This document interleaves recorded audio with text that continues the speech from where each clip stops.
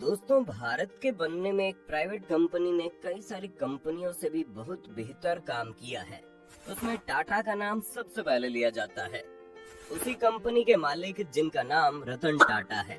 उन्होंने जिस तरह से आजादी के बाद 60 और 70 के दशक में इस टाटा की कमान संभाली और उसे देश की सबसे प्रतिष्ठित कंपनी बनाए रखने में अपनी पूरी जिंदगी लगा दी। वो रतन टाटा को एक बेहतर बिजनेसमैन बनाने के साथ साथ एक महान इंसान भी बनाता है, जिनकी महानता के बारे में हम आए दिन कुछ न कुछ सुनते ही रहते हैं।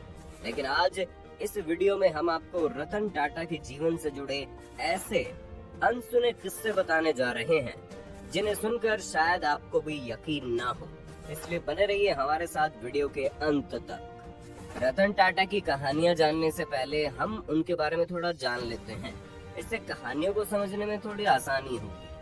असल में रतन टाटा की जिंदगी उतार चढ़ावों से भरी हुई रही है। उनका जन्म 28 दिसंबर 1937 को हुआ था। वे टाटा समूह के संस्थापक जमशेदजी टाटा के गोद लिए हुए पोते नवल टाटा के बेटे हैं। रतन टाटा ने IBM की नौकरी ठुकराकर टाटा ग्रुप के साथ अपने करियर की शुरुआत साल 1961 में एक कर्मचारी के तौर पर की थी। लेकिन साल 1991 आते आते वे टाटा ग्रुप के अध्यक्ष बन गए। 2012 में वो रिटायर हो गए, जिसके बाद वो फिर एक बार टाटा के मुखिया बने जब साइरस मिस्त्री के साथ उनकी लड़ाई हो गई।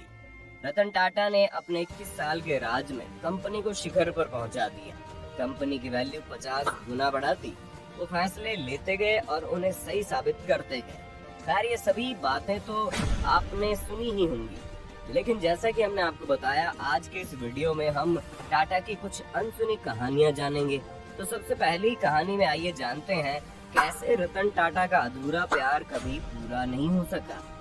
ये कहानी असल में उनके शुरुआती दिनों से शुरू होती है, जब रतन टाटा बताते हैं कि वो वायलिन सीखना चाहता था और उनके पिता उन्हें पियानो सीखने के लिए कहते थे। वो पढ़ाई के लिए अमेरिका के कॉलेज में जाना चाहता था, जबकि पिता चाहते थे कि वो लंदन जाए। वो आर्किटेक्ट बनना चाहता था और उनके पिता कहते थे इंजीनियर बनो।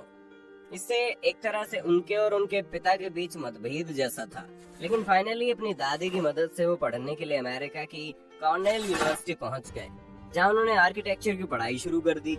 लेकिन पिता उनके आर्किटेक्ट से ग्रेजुएशन करने पर नाराज हो गए। हालांकि पिता की बात न सुनते हुए उन्होंने लॉस एंजलिस में करीब 2 साल तक नौकरी भी की। लॉस एंजलिस के दिनों को याद करते हुए टाटा हमेशा भावुक हो जाते हैं। वे कहते हैं, वे बड़े अच्छे दिन थे, काफी अच्छा समय था, मौसम बहुत खूबसूरत था, मेरे पास अपनी गाड़ी थी और मुझे अपनी नौकरी से प्यार था। लेकिन ये वही दौर था जब जवानी के उन्हीं दिनों में रतन टाटा प्यार में पड़ गए। जिसे टाटा प्यार करते थे वो लड़की लॉस एंजलिस की ही थी। कुछ दिन गुजारने के बाद वो उसी लड़की से शादी करने वाले थे, लेकिन दादी की तबीयत अचानक खराब हो जाने के कारण उन्हें भारत वापस आना पड़ा। तब टाटा ने सोचा था कि वे घर जाकर बात करेंगे और जिस लड़की से वो मोहब्बत करते हैं उसे अपने देश, अपने घर ले आएंगे। लेकिन किस्मत को ये मंजूर नहीं था शायद। उन्होंने बताया, उन दिनों 1962 का साल था। भारत और चीन के बीच लड़ाई शुरू हो चुकी थी, जिस वजह से वो वापस नहीं आ सके। इस युद्ध के चलते उनके माता पिता नहीं चाहते थे कि वो लड़की भारत आए। बस सिर्फ इसी वजह से रतन टाटा का प्यार अधूरा रह गया हमेशा के लिए। ये तो हो गई वो कहानी जिसमें आपने रतन टाटा का सॉफ्ट फेस देखा। लेकिन अगली कहानी में हम आपको उस रतन टाटा से मिलवाएंगे जिसने किस तरह अपनी बेइज्जती का बदला लिया। ये जानकर आप हैरान हो जाओगे। 1991 में रतन टाटा ग्रुप के चेयरमैन बने। तब टाटा मोटर्स की पहचान ट्रक बनाने की सबसे बड़ी कंपनी के तौर पर होती थी।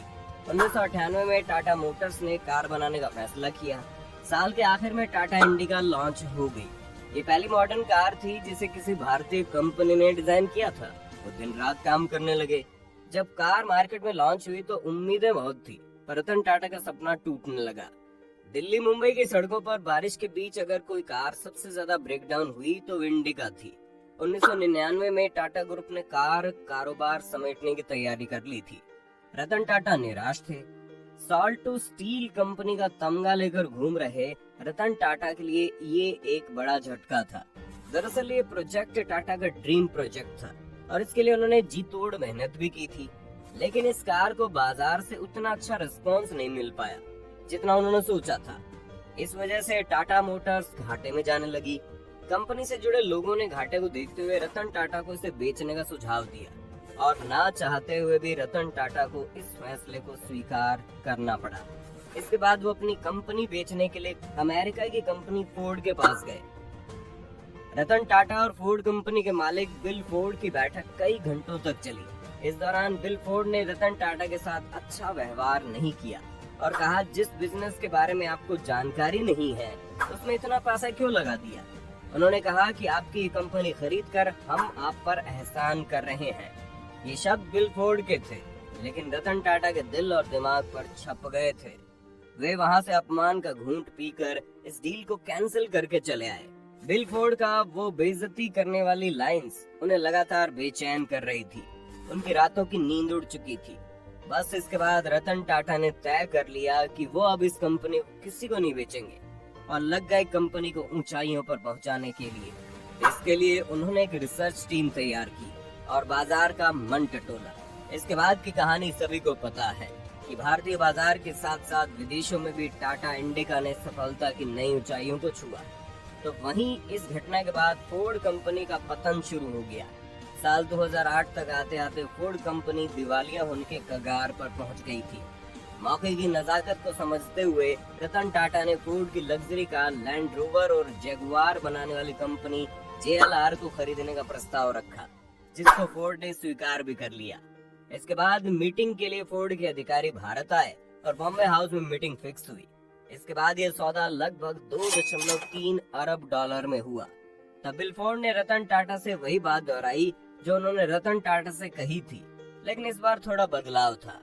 उस समय बिल फोर्ड ने कहा कि आप हमारी कंपनी खरीद कर हम पर बहुत बड़ा एहसान कर रहे हैं। आज JLR टाटा ग्रुप का हिस्सा है और बाजार में बेहतर मुनाफे के साथ आगे बढ़ रहा है। रतन टाटा चाहते तो उसी समय बिल फोर्ड के साथ हुई मीटिंग में उनकी बात का जवाब दे देते, लेकिन उन्होंने किसी तरह का कोई जवाब नहीं दिया और यही उन्हें इतना बड़ा इंसान बनाती है।